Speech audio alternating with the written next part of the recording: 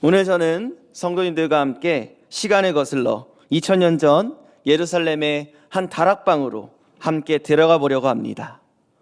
어둠이 짙게 깔린 6월절 밤, 도시는 순례자들로 가득 찼습니다. 집에는 등불이 밝게 켜져 있었습니다. 어린 양을 굽는 냄새가 골목마다 퍼져 있었습니다. 6월절 식사는 기쁨과 감사의 자리였습니다. 출애굽의 구원을 기념하며 가족이 둘러앉아 떡을 떼며 잔을 나누는 거룩한 시간.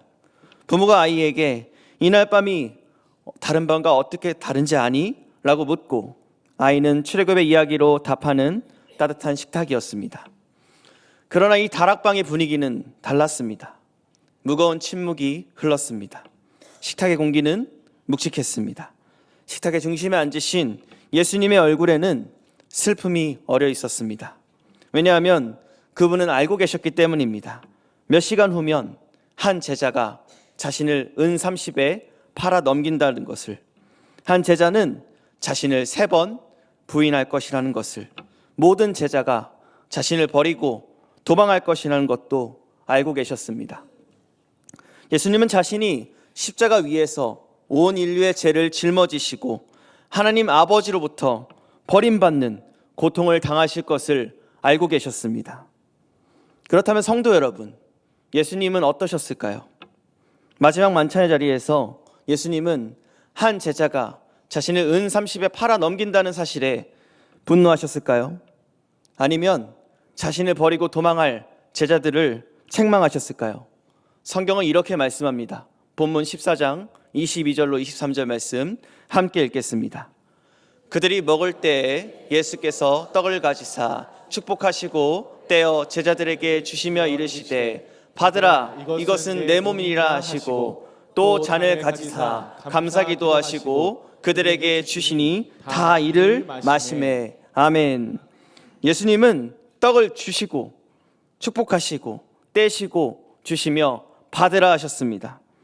죽음을 앞둔 그 순간 예수님은 자신을 생각하지 않으셨습니다. 제자들을 생각하셨습니다. 자신의 고통을 한탄하지 않으셨습니다. 제자들에게 베푸실 구원을 준비하셨습니다. 예수님의 마지막 식사 가운데 말씀하신 한 단어, 행하신 한 동작마다 우리에게 베푸신 구원의 메시지가 담겨 있습니다. 오늘 저는 성도 여러분과 4가지 구원 메시지를 함께 나누고 싶습니다. 본격적인 말씀에 들어가기 전에 한 가지 이야기를 나누고 싶습니다. 며칠 전 저는 인터넷 신문 기사에서 사형수의 마지막 식사에 관한 기사를 읽은 적이 있습니다. 미국의 교도소에서는 사형 집행 전에 마지막으로 무엇을 먹고 싶은지 묻는다고 합니다. 어떤 이는 빨간 사과를, 어떤 이는 어릴 적 동네에서 먹던 햄버거를 원했습니다. 또 어떤 이는 아무것도 먹지 않겠다고 했습니다. 그들에게 이 마지막 식사는 자신을 위한 마지막 위로의 시간이었습니다. 그들의 마지막 식사는 처량했고 외로웠고 슬펐습니다. 예수님의 마지막 식사는 어떠했을까요? 예수님 또한 죽음을 앞두고 계셨습니다. 그것도 누명을 쓰고 가장 잔인한 십자가형을 앞두고 계셨습니다. 그러나 예수님의 마지막 식사는 자신을 위한 식사가 아니었습니다. 제자들을 위한 식사였고 더 나아가 우리를 위한 식사였습니다. 예수님은 자기 살을 떡으로, 자기 피를 잔으로 내어주셨습니다. 받으라, 이것은 내 몸이니라. 인류 역사상 가장 슬프면서도 가장 영광스러운 식사였습니다. 가장 어두운 밤에 가장 밝히 빛나는 식사였습니다. 가장 큰 죽음을 앞두고 가장 큰 생명을 나눠주신 식사였습니다. 한국전쟁 당시의 실화입니다. 피난행렬 속 어머니와 아기가 있었습니다. 굶주린 아기를 안고 엄마는 며칠을 걸었습니다. 그러나 그들이 먹을 것은 아무것도 없었습니다. 한겨울 추위에 아기는 차갑게 식어가고 있었습니다. 어머니는 결국 자기 옷을 다 벗어 아기를 감쌌습니다. 그리고 자신의 손가락을 깨물어 그 피를 아이의 입속으로 흘러 넣었습니다. 다음 날 지나가는 군인들이 그 모자를 발견했을 때 어머니는 차갑게 죽어 있었습니다. 그러나 아기는 어머니의 옷에 쌓여 살아 있었다고 합니다. 자라나서 그 사연을 알게 된 아들은 어머니의 무덤 앞에서 이렇게 고백했다고 합니다. 어머니의 살과 피가 저를 살렸습니다. 저는 어머니의 생명을 먹고 자란 사람입니다. 성도 여러분, 예수님이 우리에게 주신 떡과 잔이 바로 그것입니다. 그분이 주신 떡과 피로 우리는 살았습니다. 우리는 예수님의 생명을 먹고 자란 사람들입니다. 이 사실을 가슴에 새기시길 소망합니다. 오늘 말씀에서 우리가 주목할 말씀이 있습니다. 바로 주시며입니다. 예수님은 생명의 떡과 잔을 팔지 않으셨습니다. 떡과 잔을 받을 수 있는 조건을 달지도 않으셨습니다. 너희가 이만큼 헌신하면 내가 떡을 주마 라고도 하지 않으셨습니다. 너희가 충성을 약속하면 내가 잔을 주마 라고도 하지 않으셨습니다. 예수님 모두에게 떡과 잔을 조건 없이 주셨습니다. 여러분, 그 자리에 있던 제자들이 어떤 사람들이었습니까? 담임 목사님 말씀처럼 그들은 자격 없는 사람들이었습니다. 가룟 유다는 예수님을 팔아넘길 사람이었습니다. 그는 예수님을 팔고 받게 된 돈을 생각하며 기뻐하고 있었을 것입니다. 또 베드로는 어떻습니까? 베드로는 저는 주를 위하여 목숨을 버리겠나이다 라고 큰 소리쳤지만 몇 시간 후에 한 여종 앞에서 난 저 사람을 모른다 3번 부인할 사람이었습니다. 야고보와 요한은 얼마 전까지도 두 사람이 서로 다투며 내가 주님 곁에 앉겠다, 아니다 내가 주님 곁에 앉겠다 다투던 사람들이었습니다. 나머지 제자들도 예수님이 잡히시면 모두 살 길을 찾아 도망쳐버릴 사람들이었습니다. 그런데 예수님 그런 사람들을 식탁에서 내쫓지 않으셨습니다. 제자들에게 너희는 자격이 없다고 하지 않으셨습니다. 오히려 제자들에게 먼저 떡을 떼고 잔을 내어주셨습니다. 이것이 바로 은혜입니다. 은혜는 원어로 카리스입니다. 뜻은 받을 자격이 없는 자에게 주어지는 호의입니다. 자격이 있어서 받는 것은 보상입니다. 일을 해서 값을 받는 것은 임금입니다. 자격이 없는데도 받는 것, 빚진 자가 면제받는 것, 죄인이 의롭다함을 받는 것, 이것이 바로 주님이 주신 은혜입니다. 로마서 5장 8장 말씀 함께 읽어보겠습니다. 우리가 아직 죄인 되었을 때 그리스도께서 우리를 위하여 죽으심으로 하나님께서 우리에 대한 자기의 사랑을 확증하셨느니라. 아멘. 우리가 아직 죄인 되었을 때, 우리가 의로워진 후에도 아닙니다. 우리가 깨끗해진 후에도 아닙니다. 우리가 자격을 갖춘 후에도 아닙니다. 우리가 아직 죄인일 때 그리스도께서 우리 위해 죽으셨습니다. 이것이 세상의 모든 종교와 기독교 복음의 결정적인 차이입니다. 세상의 모든 종교는 내가 이렇게 하면 신이 받아주실 것이다 라고 말합니다. 그러면서 노력하라, 수행하라, 공덕을 쌓으라고 합니다. 그러나 복음은 정반대로 말합니다. 네가 아직 죄인일 때, 자격이 없을 때 하나님이 먼저 너에게 오셨다 라고 말씀하십니다. 우리가 의로워서 구원을 받은 것이 아닙니다. 우리가 깨끗해서 부르심을 받은 것도 아닙니다. 우리가 똑똑해서, 착해서, 헌신적이어서 아닙니다. 그저 하나님의 일방적인 사랑 때문입니다. 그저 값없이 주시는 은혜 때문입니다. 우리 빛나게 성도님들은 아니지만 몇몇 기독교인들은 이렇게 얘기합니다. 내가 이만큼 했으니 하나님이 사랑해 주시겠지? 라고 합니다. 그러나 하나님이 이렇게 말씀하십니다. 사랑하는 딸아, 사랑하는 아들아, 내가 아무것도 하지 않아도, 아무것도 가져오지 않아도 나는 너를 사랑한단다. 조건 없이 부어지는 은혜 앞에서 우리가 할 수 있는 것은 단 하나입니다. 바로 감사입니다. 두 번째로 우리가 주목할 말씀은 받으라입니다.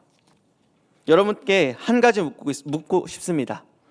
예수님이 떡을 주셨다고 해서 그 떡이 저절로 제자들의 살이 되었을까요? 아닙니다. 떡을 받아서 입에 넣고 삼켜야 비로소 그들의 살이 됩니다.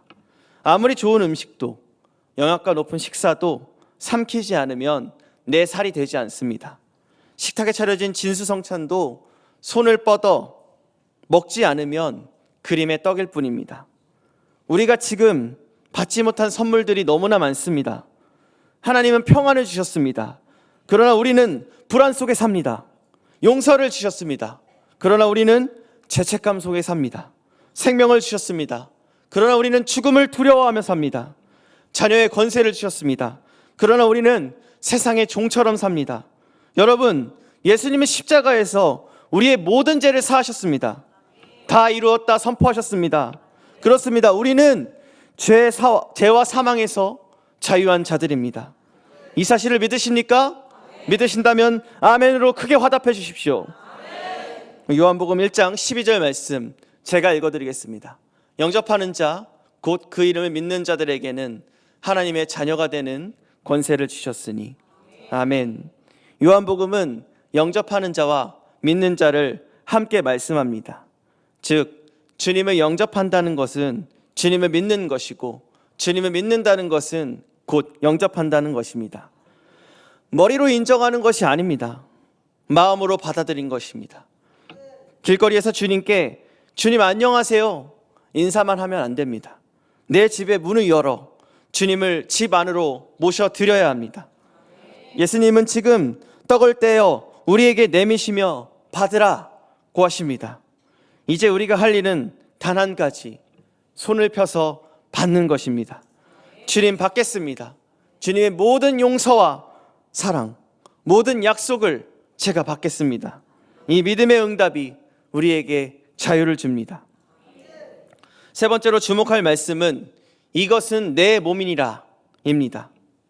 이 짧은 한 문장 속에 깊은 신비가 담겨 있습니다. 이것은 내 가르침이다 라고 했다면 우리는 그분의 가르침을 따르는 학생이 되었을 것입니다. 그런데 예수님, 이것은 내 몸이다 라고 하셨습니다. 이 말씀이 무엇을 뜻할까요?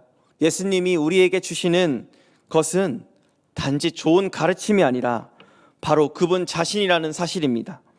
자신의 살, 자신의 피, 자신의 생명, 자신의 존재 전체를 우리에게 주시겠다는 뜻입니다. 여러분, 결혼식장을 떠올려 보십시오. 결혼식장에서 신랑이 신부에게 무엇을 줍니까? 반지만 줍니까? 집과 통장과 차키를 줍니까? 물론 신랑이 반지, 집, 통장, 차키를 다 준다면 신부는 기쁘게 받아야 합니다. 이 시간 받으신 분 계십니까? 네. 하지만 신랑은 신부에게 이 모든 것보다 가장 귀한 것 한 가지를 줍니다. 바로 자기 자신입니다. 내가 이제부터 당신의 사람입니다. 내 시간이 당신의 시간이고 내 마음이 당신의 마음입니다. 기쁠 때나 슬플 때나 건강할 때나 병들 때나 부유할 때나 가난한 때나 죽음이 우리를 갈라놓을 때까지 나는 당신의 것입니다. 반지는 그 약속의 표시일 뿐 진짜 선물은 자기 자신입니다. 만약 신랑이 반지만 주고 자기 자신을 주지 않는다면 그것은 결혼이 아닙니다. 거래일 뿐입니다.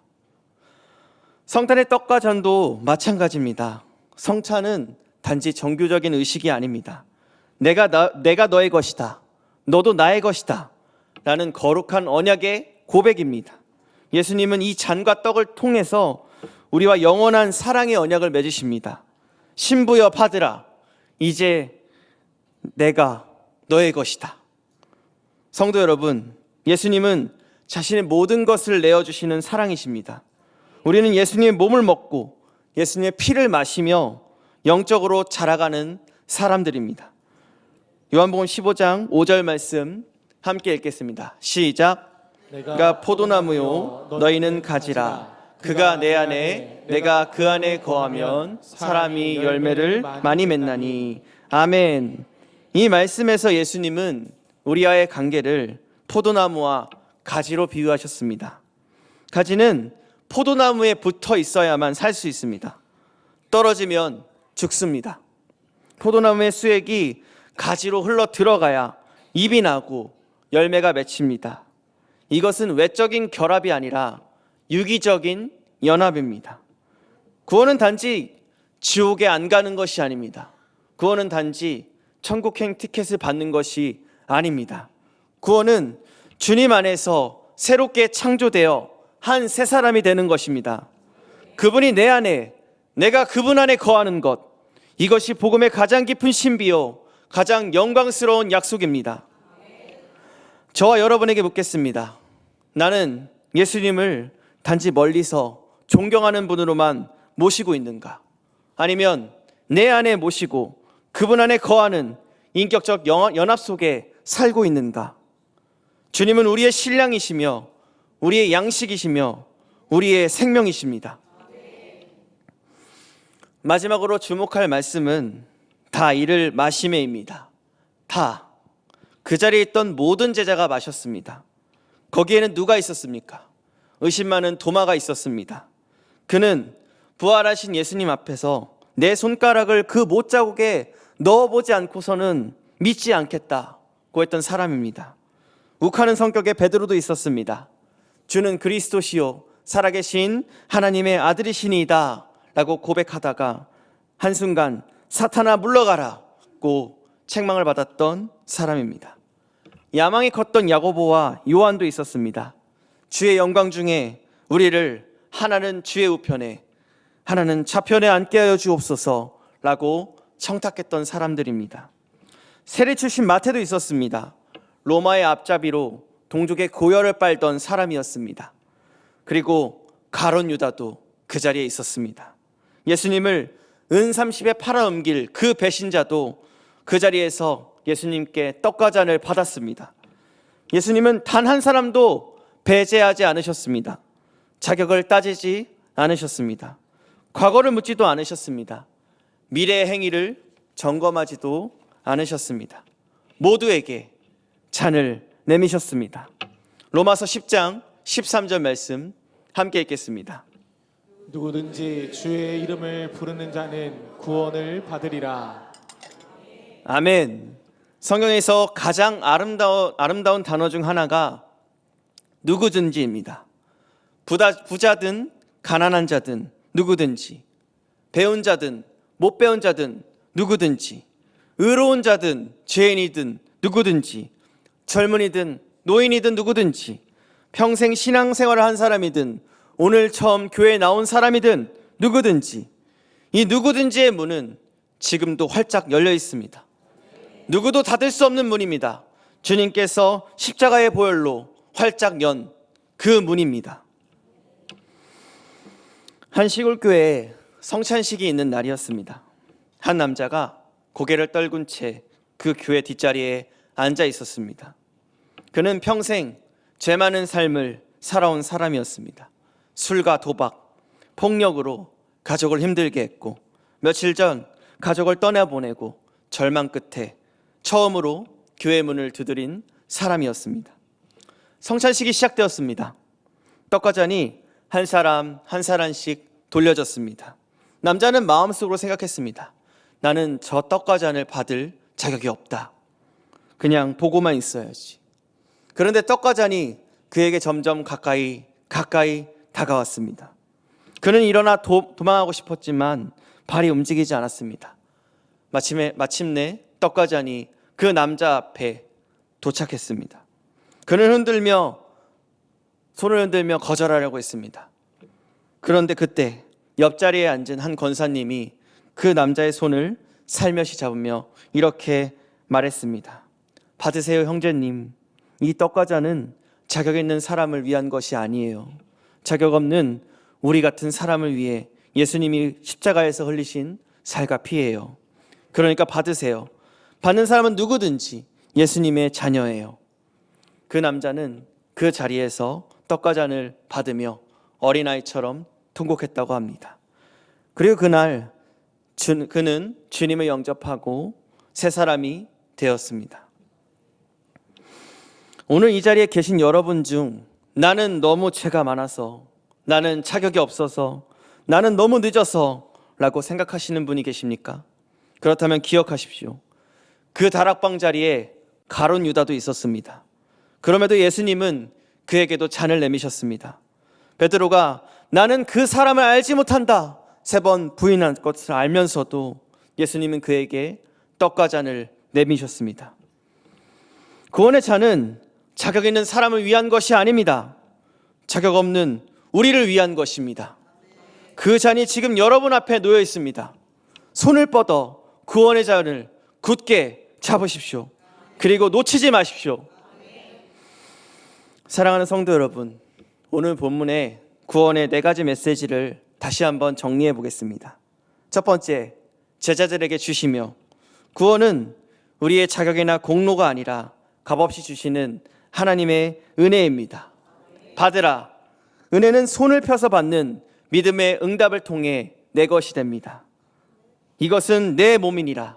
구원은 단지 죄 사함을 넘어 주님 안에서 한 사람이 되는 거룩한 연합입니다. 다 이를 마심에 구원은 자격이나 과거에 관계없이 누구에게나 주어지는 은혜입니다. 2000년 전 그 다락방의 떡과 잔이 오늘 이 자리에도 똑같이 놓여 있습니다. 시간과 공간을 초월할 그 거룩한 식탁이 여러분 앞에 차려져 있습니다. 예수님은 지금 이 시간 떡을 떼어 여러분에게 내미시며 부드럽게 말씀하십니다. 받으라. 이것은 너를 위해 찢긴 내 몸이니라. 받으라. 이것은 너를 위해 흘린 내 피니라. 받으라. 이것은 너에게 주는 나의 사랑이니라. 이제 여러분의 응답만 남았습니다. 오늘 그 떡과 잔을 받으십시오. 손을 펴고 마음을 열어 주님 받겠습니다. 저의 절망과 죄를 가져가시고 주님의 생명과 사랑을 제게 주옵소서. 여러분, 신앙생활을 오래 하셨지만 첫사랑을 잃어버린 분이 계십니까? 그분의 음성이 들리지 않는 것 같고 그분의 임재도 느껴지지 않는 것 같은 메마른 광야 가운데 계신 분이 계십니까? 다시 그분의 식탁에 앉으십시오. 다시 그분의 몸과 피를 받으십시오. 다시 처음 만났을 때 그 감격으로 돌아가시길 바랍니다. 상처받고 지친 영혼이 이 자리에 계십니까?